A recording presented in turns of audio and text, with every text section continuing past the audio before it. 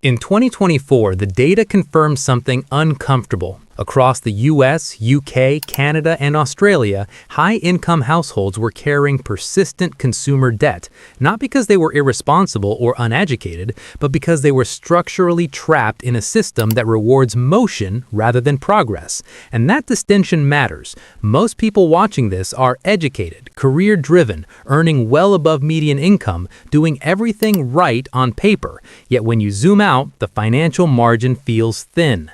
Income rises, lifestyle rises, debt lingers, net worth grows slower than expected, and the long-term trajectory feels delayed. The mainstream explanation says people overspend, but that explanation protects the system and avoids the deeper question of why disciplined, intelligent professionals remain financially constrained. So consider one small example that reveals a larger pattern: the minimum payment. Because when you carry a $5,000 balance at 22% APR and make minimum payments, you're not eliminating debt, you're stabilizing it, since the structure covers interest first and principal second, meaning most monthly cash flow services the cost of borrowing rather than reducing obligation. You're not building equity, you're maintaining a subscription to debt.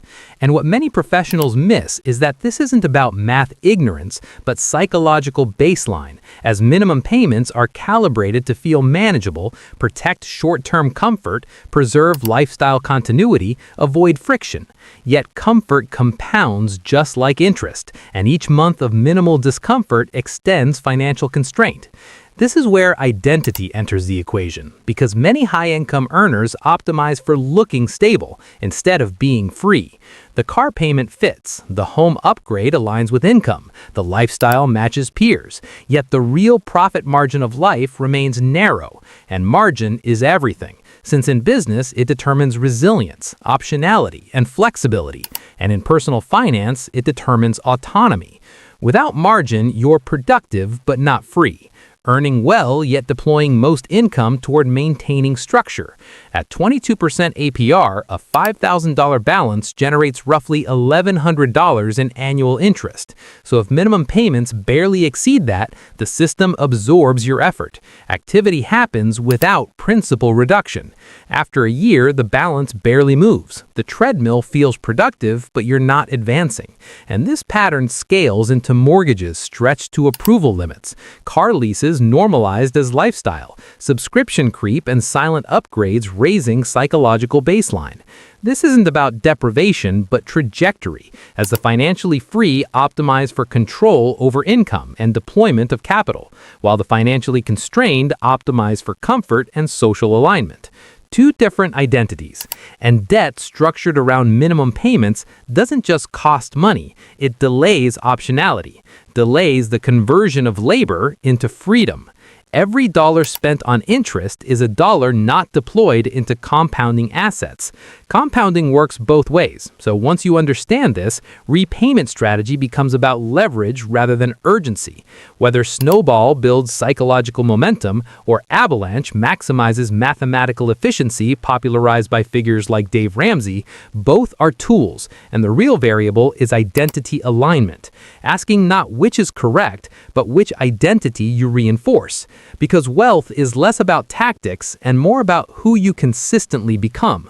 Step back further and ask why intelligent professionals remain in debt cycles despite rising income, as lifestyle creep resets baseline with every raise or bonus. Fixed costs rise in parallel, and the gap between income and obligation stays constant. That gap being the most important number in your financial life, because it determines how much capital you can deploy, how much optionality you can buy, how quickly you reduce reliance on active labor. Looking wealthy is about consumption, while being wealthy is about control. Control over time, income streams, and decisions without pressure. And debt lingering quietly erodes that control. This isn't moral, but structural, as the system emphasizes monthly affordability over total cost, smooth payments over accelerated ownership, flexibility over finality, and flexibility can feel sophisticated while quietly extending dependency. Yet redirecting even modest discretionary spending toward principle compresses timelines dramatically.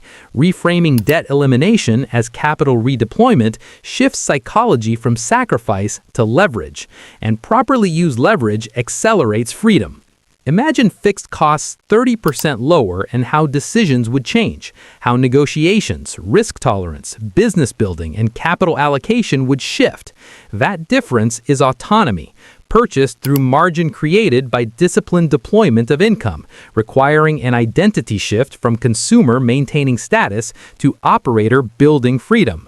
Because most advice focuses on tactics while the real shift is conceptual. You're not trying to increase lifestyle, but optionality. Every decision either compresses or expands trajectory. Minimum payments compress. Lifestyle inflation stabilizes. Intentional capital deployment expands. And on Nick Finance, the goal isn't hype, but frameworks. So if this perspective resonates, subscribe not from urgency, but because you value structured thinking and uncomfortable clarity. Ready to examine not just your budget, but your identity. And after this video, calculate your true monthly margin and ask whether it aligns with the freedom you want 5 years from now. Not the life that looks successful, but the one that feels autonomous. Because that reflection, not a tactic, is where real wealth begins.